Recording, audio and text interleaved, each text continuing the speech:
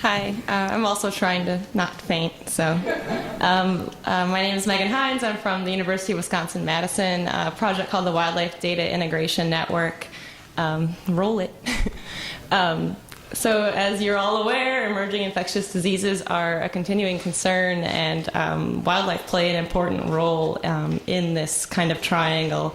It's understood in the global health community, and it was formalized in the 2004 Manhattan Principles from the One World, One Health workshop. 10 years later, we are really not any closer to having improved access to wildlife health information.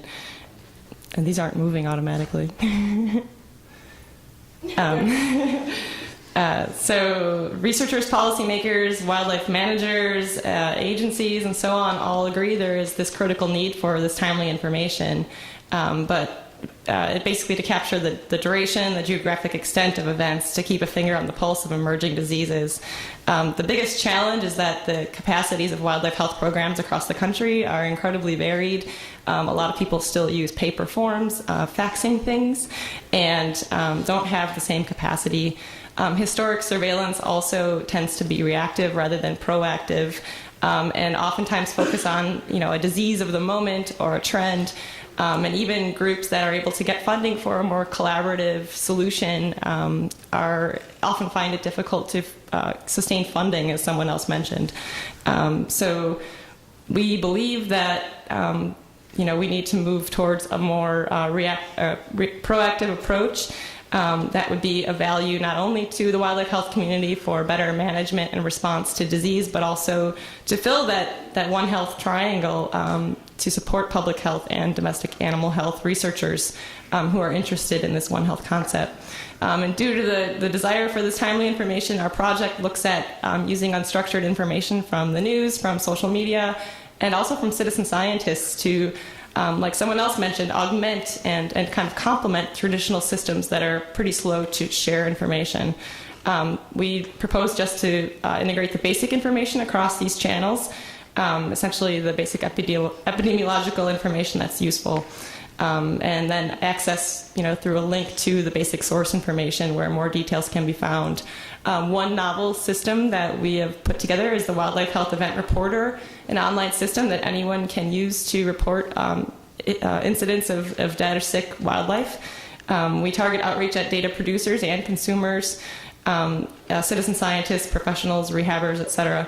Another novel source, like other people are looking at social media to provide passive observations of wildlife incidents. With the computer scientists at UW-Madison, we're looking at a machine learning system to help identify these good tweets about events, to pick them out of the noise. This other source is open source news, similar to HealthMap. The Wildlife Disease News Digest goes through hundreds of news feeds a day to pick out relevant events from those and repackage them and share them in XML feeds. These reports go back to 2007.